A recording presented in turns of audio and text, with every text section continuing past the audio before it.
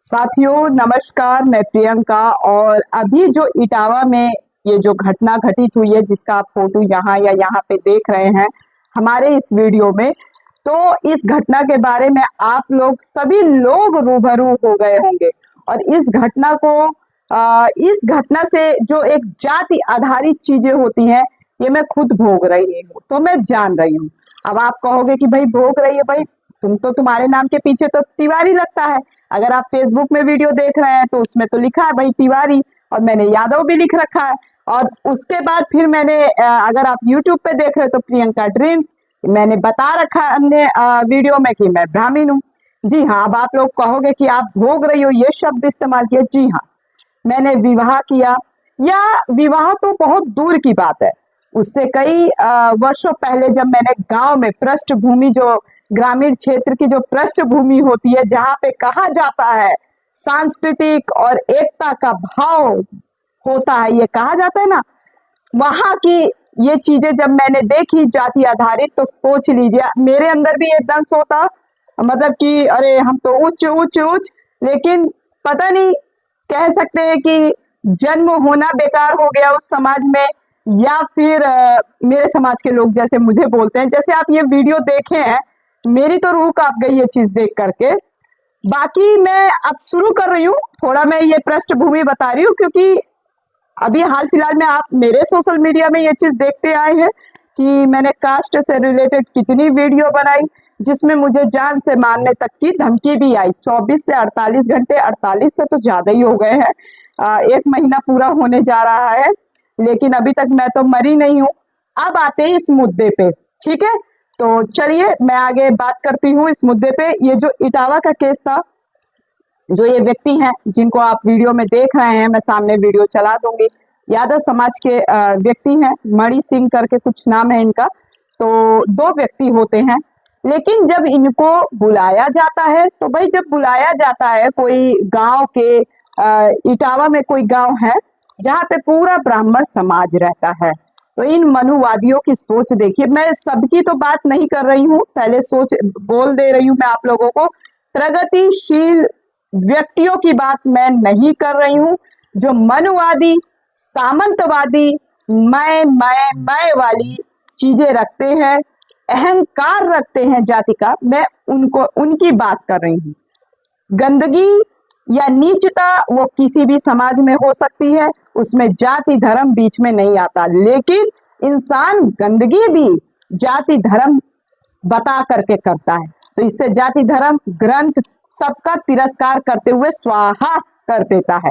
तो भाई जिस घर में ये लोग जाते हैं, ये लोग जो यादव समाज के 2 व्यक्ति जिन्होंने मतलब कथावाचक हैं, जो कथा सुनाने के लिए जाते हैं, अभी घर में ये इनके साथ ये दुर्घटना घटित हुई, इन दोनों व्यक्तियों के साथ जो यादव समाज के हैं।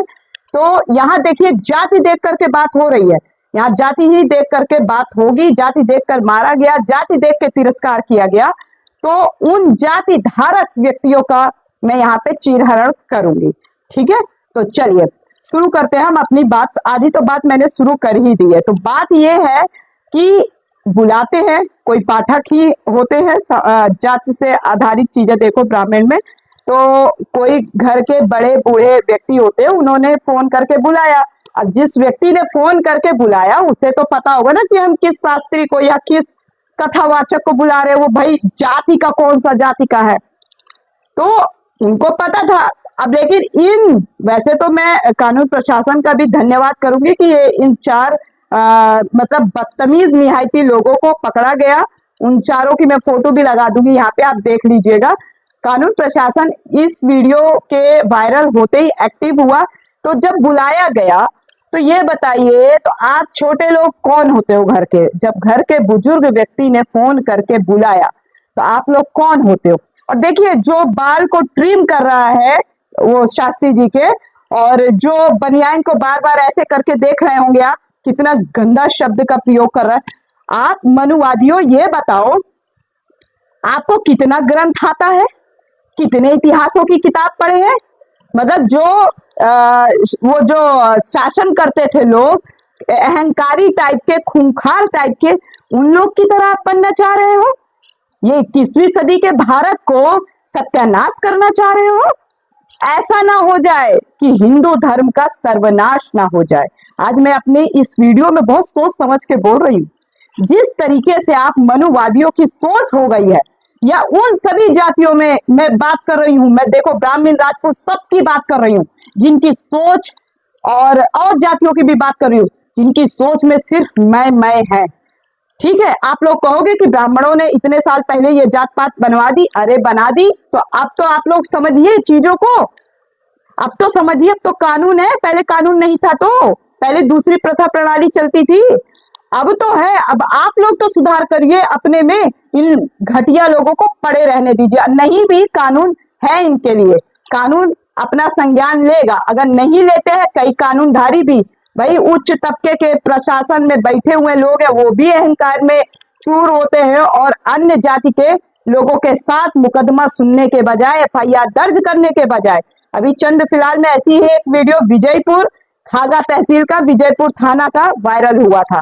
इतना मतलब दादागिरी ये उच्च तबके के लोग करते हैं। जिस तरीके से इस वीडियो में दिखाया गया कि उस महिला का मूत्र से उनको शुद्धिकरण किया, कहा है भैया तुम्हारे मूत्र में मतलब भगवान राम जी ने कुछ अलग से उसमें वो डाल दिया है क्या, चंदा मिर्च डाल दिया, क्या डाल दिया है जी, जो तुम अपने मूत्र से दूसरे को, गंदगी को क्या खा के मूत्र की होगी और उसको जाकर के तुम शुद्धिकरण कर रही हो। जितना अच्छा शरीर तुम्हारा है ना, अन्य जाति के लोगों का भी शरीर है।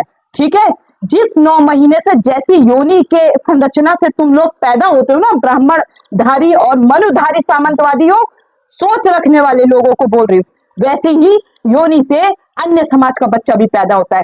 कैसे आप लोग कह देते हो कि ये शूद्र है, ये अहिर है, ये ऐसा है, ये बनिया है, ये है, कैसे बोल देते हो? आप लोग को शर्म नहीं आती?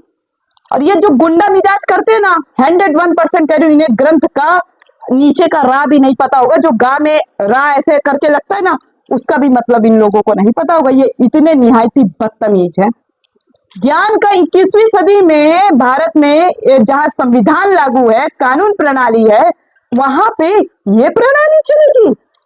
अब आप हिंसा दिखाओगे तो आप लोगों की बहन बेटियों के साथ अन्य जाति वाले भी हिंसा, आप भाई बदला तो लेंगे ना, अन्य जाति वाले भी दिखाएंगे, फिर कैसा लगेगा? वो अपने मूत्र से आपके औरतों का, आपके आदमियों का शुद्धिकरण करेंगे, तो फिर कैसा लगेगा आप लोगों को?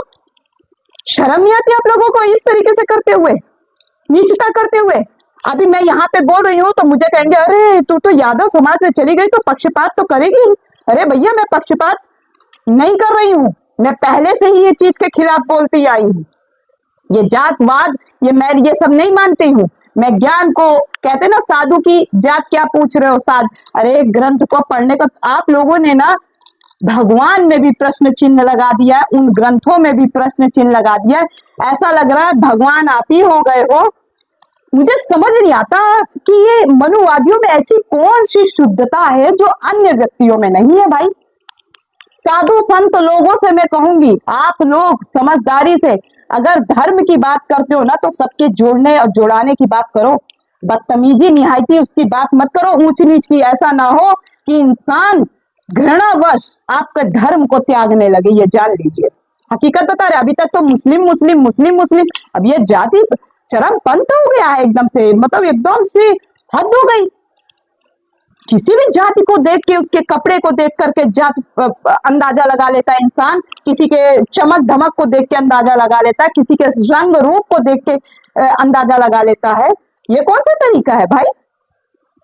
मतलब कानून, इस देश में कोई एक नियम प्रणाली, उसकी सब ध्वस्त ताक में रख दिया, और हमारे देश के प्रधानमंत्री ऐसी घटनाओं पे चुप रहेंगे।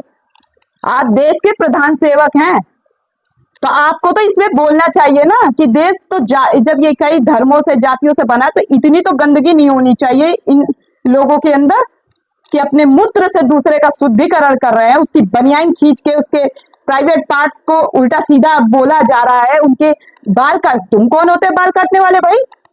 भगवान राम के वंशज हो तुम, हैं? कृष्ण के वंशज हो, सीता मैया के भाई लगते हो या देवर लगते हो, क्या लगते हो तुम? शर्म नहीं आती? अरे हमारे यहाँ भी भगवान है, लेकिन भगवान के नाम पे, जाति के नाम पे ना किसी को ऊंच नीच नहीं दिखाया जाता। जब भीख मांगनी होती है ना, चंदा, तब आप नहीं देखते हो नोटों में ऊंच नीच। तब नोटों में ऊंची नीच नहीं देखते हो आप लोग। तब देखोगे अरे कितनी गड्डी मिल जाए। बाजार में जाते हो समोसा खाते वक्त होटल की जात नहीं पूछते हो होटल वाले की, तब तो भैया आपको अपनी रईसी दिखानी है। क्या नौटंकी है इस देश के अंदर। घृणा आने लगी है मुझे, जातियों से घृणा आने लगी है, हकीकत बता रही हूँ, और खास तौर से ऐसे व्यक्तियों से जो इतनी निहायती बदतमीजी करते हैं, इतनी निहायती बदतमीजी करते हैं। सोचिए अभी तक मुझे देखे कि मुझे अभी तो कल रात तक मैंने यादव समाज में शादी कर ली, मुझे तक इस तरीके से सुनने को मिल रहा है। सोचिए कितना चीजों को कितना इन लोगों के अंदर अहंकार है। और जो जो सुना रहे हैं ना वो थोड़े अल्पसंख्यक टाइप के हैं, वैसी सोच के कह रहे हैं। तो ये चीज बहुत ही घटिया है। और मैं देश के प्रधानमंत्री, उत्तर प्रदेश के मुख्यमंत्री, और मैं ये कहना चाहूंगी कि ये जो प्रशासन है हमारा उत्तर प्रदेश का, इस पे संज्ञान ले, इनको कड़ी से कड़ी सजा, जितनी ज्यादा बड़ी सजा मिल सके, क्योंकि ये एक अपराध है। किसी के आप व्यक्तिगत आधार को, उसकी संरचना को, उसके शरीर को अपने मल मूत्र से शुद्धिकरण करोगे? क्यों भाई, तुम कैसे पूजनीय? और मैं अन्य जाति के लोगों से भी कहती हूँ, ब्राह्मण कोई पूजनीय नहीं है। जो आप लोग सुनते आए हो एकदम गलत है। इन्होंने कैसे आपके घर का मुखिया अपने आप को एकदम ऐसे करके दिखाता है कि नहीं दिखाता है, या दिखाते हैं जो भी है कि मैं हूं। ठीक उसी प्रकार से जातियों में भी ये है ब्राह्मणवादी जो ऐसी सोच रखते हैं। प्रगतिशील ब्राह्मणवादियों की बात नहीं कर रही हूँ, लेकिन अभी भी कई मूर्ख चंद ब्राह्मणवादी घटिया सोच रखने वाले यहाँ पे आके कहेंगे तुम तो ब्राह्मण के खिलाफ बही खाता लिख रही हो। वैमनस्यता तो आप फैला रहे हो, हम नहीं फैला रहे हैं। जिस तरीके की आप लोग हरकत कर रहे हो ना, ये बहुत ही निंदनीय है इस देश के अंदर, उत्तर प्रदेश जैसे राज्य के अंदर। खैर उत्तर प्रदेश बिहार जातियों के आधार पर ही तो बटा हुआ है। मुझे तो ये यहाँ साहेबगंज में जहाँ रह रही हूँ, यहाँ एक राजपूत की लड़की है, रूबी सिंह राजपूत करके लिखी हुई थी। साहेबगंज यहाँ तक कि बोल दिया कि मिल कभी मैं मारूंगी, तूने यादव समाज में शादी कर रखा है। मैंने उसको ब्लॉक किया और उसके खिलाफ FIR भी किया। इस तरीके की ऐसे हरकत हो रही है। अब बताइए आप।